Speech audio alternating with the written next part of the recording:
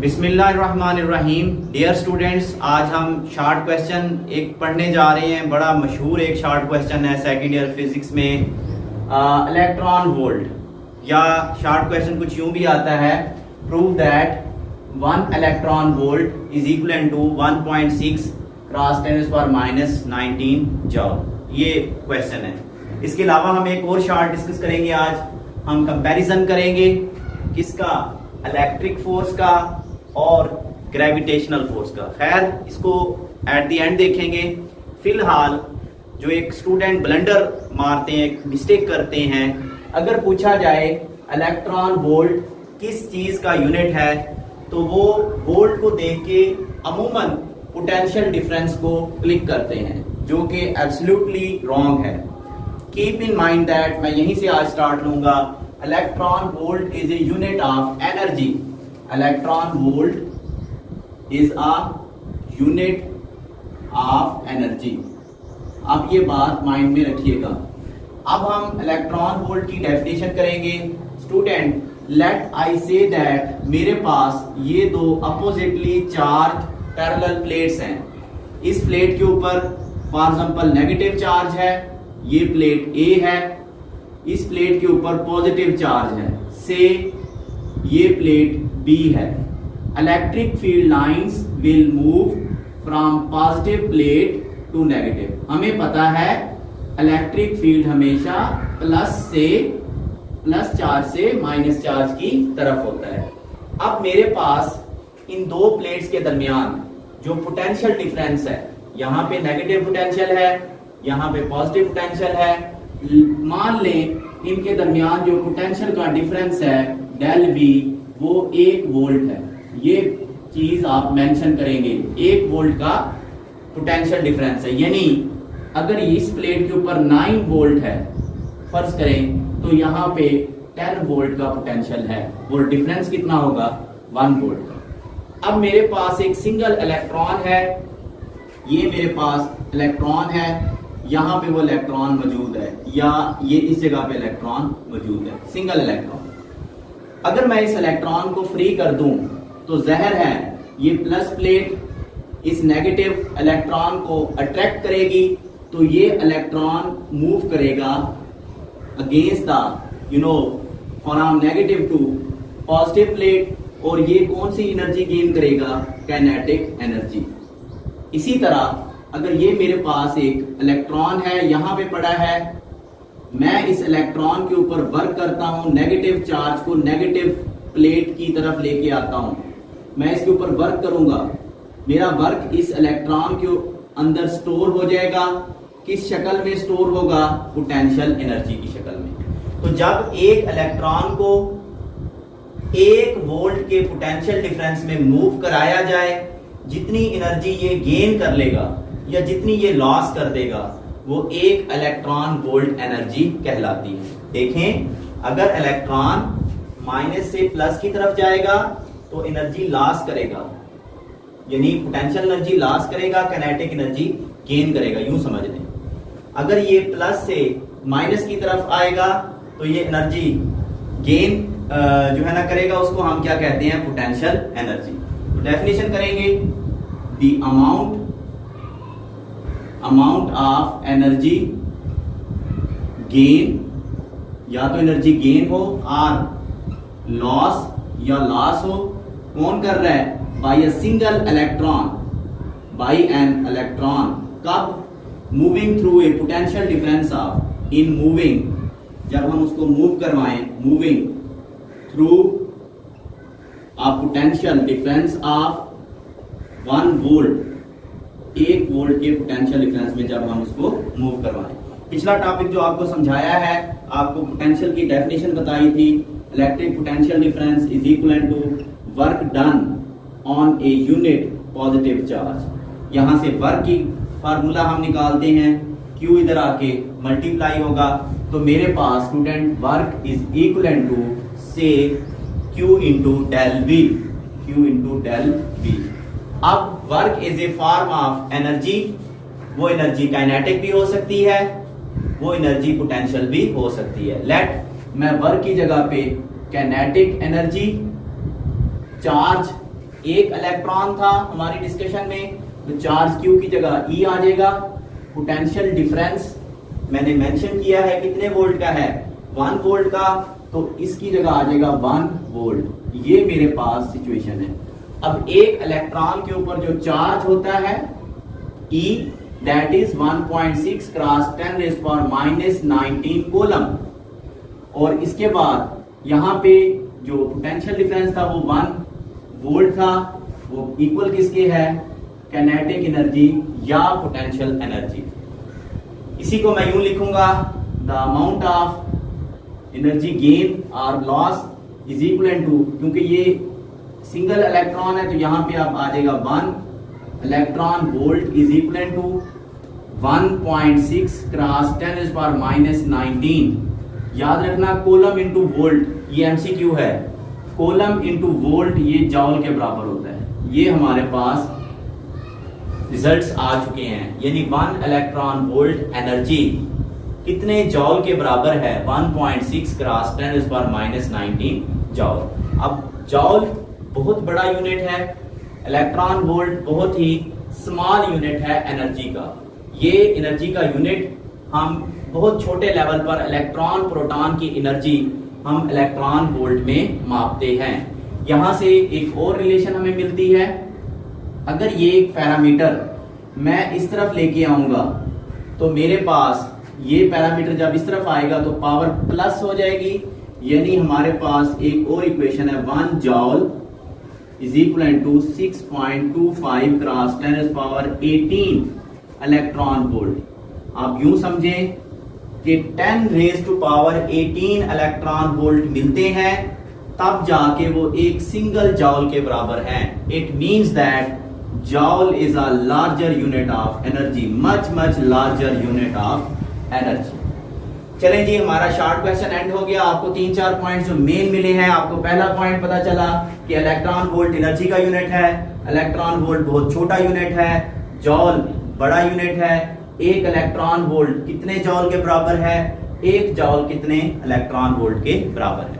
अब बढ़ेंगे, हमारा जो अगला शॉर्ट क्वेश्चन है आज का, कंपैरिजन, मवाजना करेंगे इलेक्ट्रिक फोर्स, इलेक्ट्रोस्टैटिक फोर्स का और ग्रेविटेशनल फोर्स का।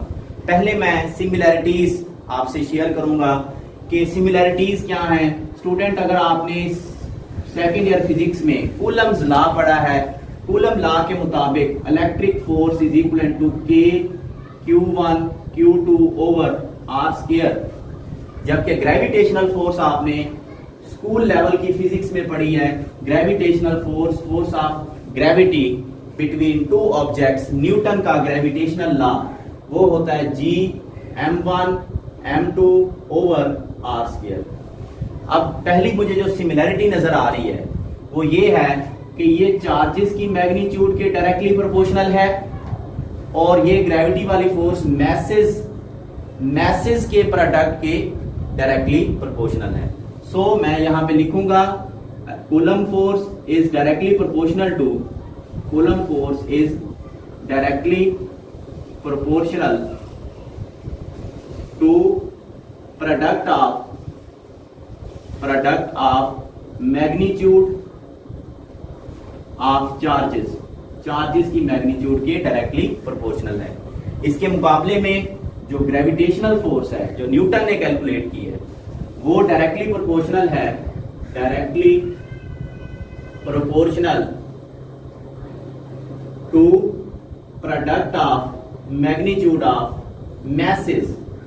चले जी, ये हम कह सकते हैं थोड़ी बहुत सिमिलरिटी है कि एक तरफ चार्ज है, चार्ज का प्रोडक्ट है, तो दूसरी तरफ मैसेज का प्रोडक्ट है। दूसरी चीज जो मुझे कॉमन नजर आ रही है, ये भी स्क्वायर ऑफ रेडियस के इनवर्स है और ये फोर्स ग्रेविटी वाली भी स्क्वायर ऑफ रेडियस के इनवर्सली प्रोपोर्शनल है।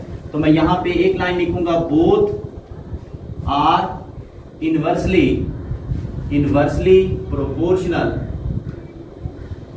टू स्क्वायर ऑफ रेडियस के स्क्वायर के क्या हैं, इनवर्सली प्रोपोर्शनल। तीसरी सिमिलरिटी, दोनों जो हैं ये कंजर्वेटिव फोर्स हैं। ये इलेक्ट्रिक फोर्स और gravitational force both are conservative forces, both are conservative forces, यानी कंजर्वेटिव फोर्स आप first year physics 4th chapter में पढ़ते हैं। If work done along close path 0, अगर क्लोज पाथ में वर्क डन 0 आए, उस फील्ड को कंजर्वेटिव फील्ड कहते हैं। तो हमारे पास जो डिफरेंसेस हैं, अब हम डिफरेंस को डिस्कस करेंगे। Differences of electric force and gravitational force. अब पहला जो फर्क नजर में आता है, यहां पे कूलम कांस्टेंट की वैल्यू है 9 क्रॉस 10⁹ और इसके जो यूनिट है वो है newton metre square per coulomb square, जबकि जो ग्रेविटेशनल कांस्टेंट है G की value that is 6.673 cross 10⁻11 that is newton metre square per KG square. Huge difference.